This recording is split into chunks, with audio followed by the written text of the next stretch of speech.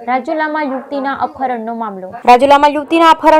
રાજુલા પોલીસે યુવતીનું અપહરણ કરનાર આરોપીને ગણતરીના કલાકોમાં ઝડપી પાડ્યો. પોલીસે અલગ અલગ 6 ટીમ બનાવી આરોપીને પકડી પાડવા તપાસનો ધમધમાટ શરૂ કર્યો. રાજુલા પોલીસે મોડી રાતે યુવકને બાબરાથી ઝડપ્યો. યુવતીને પરિવારજનોને સોંપતા મામલો શાંત પડ્યો. પોલીસે આરોપીને ધરપકડ કરી પૂછપરછ હાથ ધરી છે. ડીવાયએસપી હરેશ વોરાએ સોશિયલ મીડિયામાં અફવાઓ ન ફેલાવવા કરાઈ appeal. Bureau report Khodubhai Bamaniya, Rajula.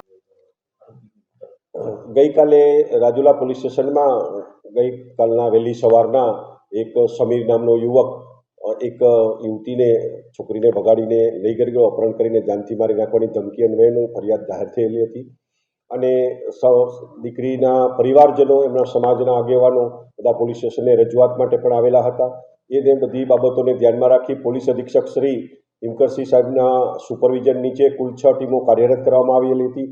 જેમાં રાજુલા પોલીસ ઇન્સ્પેક્ટર આઈ.જે. ગીડા અને એમના સર્વેલન્સ સ્ટાફ એલસીબી, એમ પટેલ, એસઓજી ચૌધરી અને મારા સુપરવિઝન નીચે બીજી 3 ટીમો જે છે મહિલાઓની ટીમો પણ કાર્યરત કરી હતી. અને ગણતરીના સમયની અંદર આ યુવક છોકરીને જે ઓટો રિક્ષાની અંદર લઈ ગયેલો હતો એ રિક્ષાના ટેકનિકલ સર્વેલન્સથી, સીસીટીવી ફૂટેજથી આશરે 90 જેટલા સીસીટીવી ફૂટેજનું એનાલિસિસ કરવામાં આવેલું અને એ કરી અને બાબરા સુધીના સગવડ મળતા તાત્કાલિક ટીમોએ બાબરા જે વ્યક્તિ હતો ત્યાંથી દબોચી લેવામાં આવેલા અને યુવકની અટકાયત કરવામાં આવી છે. અને ભોગ બનનારને જેનું અપહરણ થયું હતું એ છોકરીને પણ શોધી લીધી છે અને એમનું કાઉન્સેલિંગ બધું ચાલુ છે. એમના માતા પિતાને સોંપી આપવામાં આવેલી છે. હાલ કાયદો વ્યવસ્થાની પરિસ્થિતિ ઉપર પોલીસ અધિક્ષક શ્રી હિમકરસિંહ સાહેબ સીધા સુપરવિઝન રાખી રહ્યા છે.